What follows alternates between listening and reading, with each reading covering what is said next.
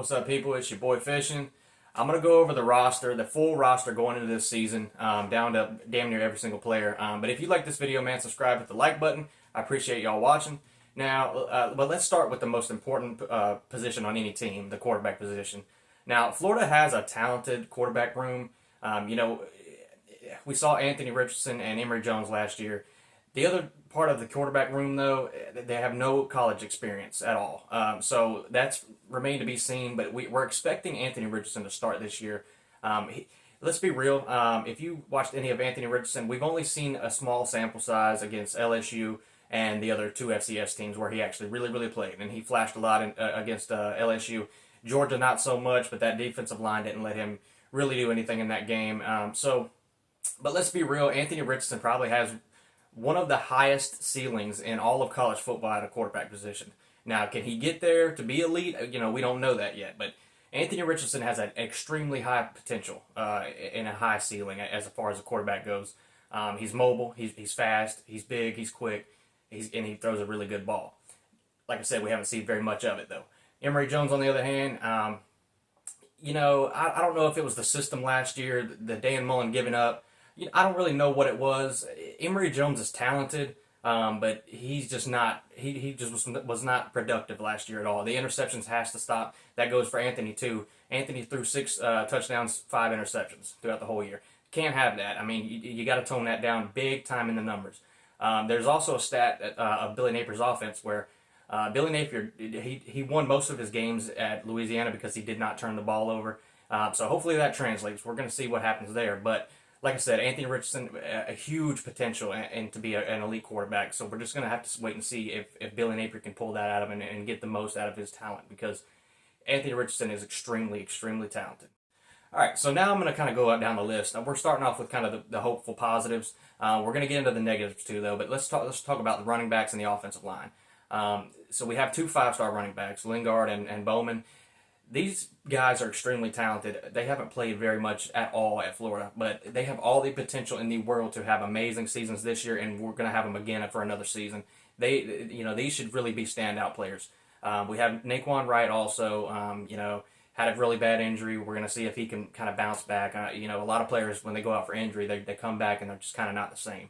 So we'll see about that. But we've recruited Trevor Etienne. And then we got a Louisiana transfer, Montrell Johnson. Montrell Johnson put up 938 yards and I think 11 touchdowns in his freshman year. So we have talent at the running back room for years to come at this point. But like I said, so on the other side of that, we have the offensive lineman. So we have O'Cyrus Torrence. He's projected to be an all-SEC offensive lineman this year. We're only going to have him for 1 year, hopefully, if he has a really good year, which is what we want. And we got Cameron Waits also transferred. This guy is really, he's 6'8", 380. This guy is he's going to take up space and push people around. So that should be a good thing too. But as far as the other offensive line, Josh Braun, Richard Garage. Richard Garage has played really good at times. But Josh Braun, the penalties, everything from last year, the penalties were horrible. The penalties have to stop. They got to discipline this unit. And they've got to do this for the running backs. It would be an absolute shame for the running backs, as talented as they are, to not just break out this year. We know Billy likes to run the ball 60-40% of the time, just as far as stats go. So they really have to mold together and work together, and they have to be coached up. Let's just be honest. We have 2 offensive line coaches. I don't see why it couldn't happen. And like I said just before, amazingly talented running backs. They just have to get out there and be productive, and we have to see it for ourselves. And that's just going to come in part with the offensive line. So, all right, now let's talk about receivers. This group is very young. Marcus Burke, a 4-star. Hopefully he steps up a little bit this year. We haven't seen much of him. Xavier Henderson, brother of C.J. Henderson. Justin Shorter, Trent Whittemore. All these guys that have played last year, they showed sparks of potential, and had games where they played well. But they're also just really young. Like most of this team, it's just really young. And they got to kind of step up a little bit more, And that's just where the development process comes in. Hopefully they get better this year. But I've been ranting and raving about this for a while now. Billy Napier hasn't really went after a high recruited skill level wide receiver, skill position player. And it bothers me just a little bit. You're going to have to recruit these players if you want to recruit, good quarterbacks and all this kind of thing. to have an efficient passing game. You got all this talent at the running back position. You're starting to build an offensive line. You kind of need the receivers to go with it. It's just kind of the cherry on top to me. Tight ends, man. Kyle Pitts. Keon Zipper is going to be the only tight end with any experience on this team. I mean, let's just be honest. Like I've said about a lot of things, you're going to hear me say, young team, man. Young team with no experience at all. This is going to be the year where everybody gets experience. But like I said, Jonathan Odom, Nick Elksness, Gage Wilcox, all players that have not really seen the field hardly at all at Florida. Still on the roster, still have potential, but like I said, haven't seen anything from them. He recruited Tony Livingston and Hayden Henson. These are more bigger, slower types, but stronger types. So I'm thinking he's going to want to use these as blockers. Now, he's said he likes to run a lot of 2 tight end sets, or 1 tight end, 3 wide receivers. We'll see what happens there. I mean, it's really a lot to be seen because we just really don't know. I mean, he's methodical and he does everything for a reason, but at the end of the day, we just don't know. And like I said, this is a very, very young group, and I really don't have too much I can say about it because it's just so young, and I haven't seen anything from any of them except Zipper. So Kamora Gamble leaves. Zipper is going to have to step up. I mean, that's just what he's going to have to do. So he could have a good season because of that. So, and then we'll see some freshmen and some sophomores that haven't seen any playing time too. So, that'll be an interesting position to watch for us. So now that we're done with the offense, let's go to the defense, and this is where we get into the bad. Let's start with the safeties. I mean, we got Trey Dean coming back, and Jason Marshall coming back, and Corey Collier. We have a lot of people coming back. Kamari Wilson coming in, big recruit get. Jalen Kimber transfer from Georgia. He was a projected starter. A lot to look forward to with this position. A lot of talent in this position. Just haven't seen it. We've seen Avery Helm, Jaden Hill, Rashad Torrance.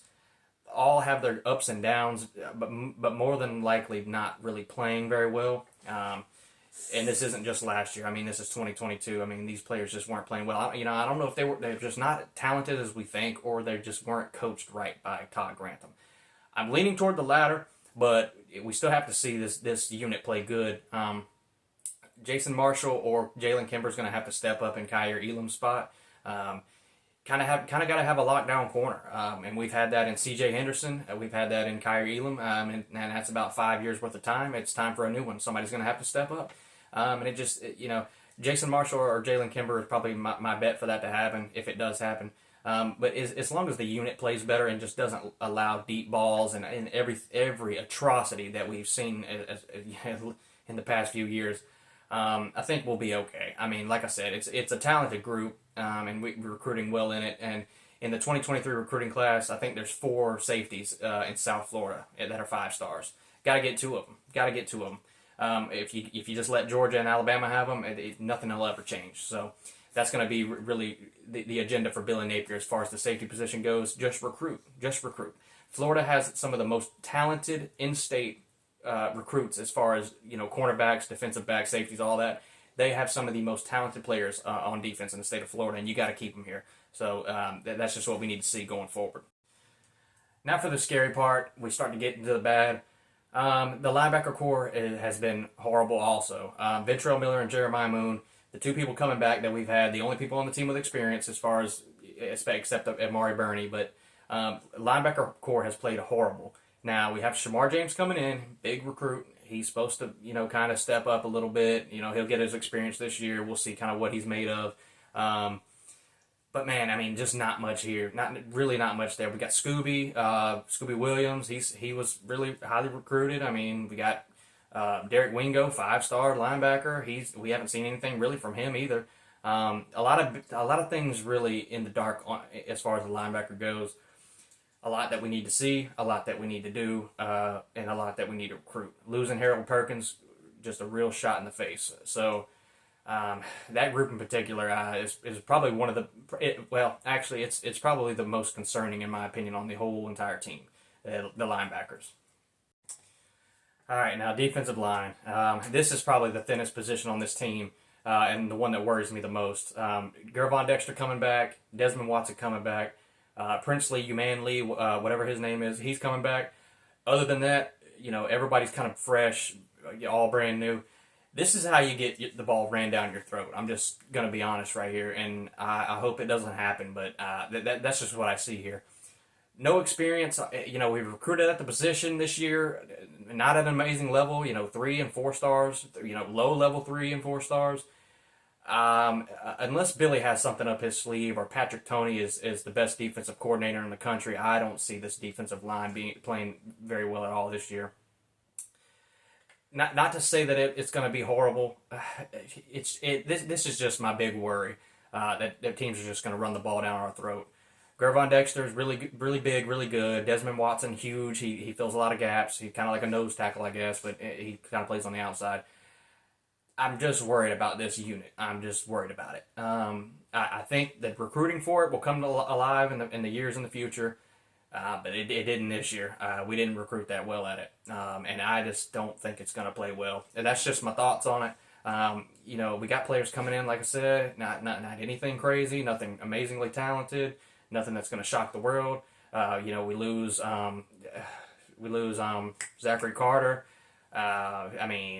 It's just not. I don't see it being good, if I'm being honest. And I guess that's where I'll close this video out. Sorry to leave you on a bad note, but I appreciate you watching. I put a good bit of work into this actually. But so if you like the video, subscribe, hit the like button, and I appreciate y'all watching, man. And we'll see you.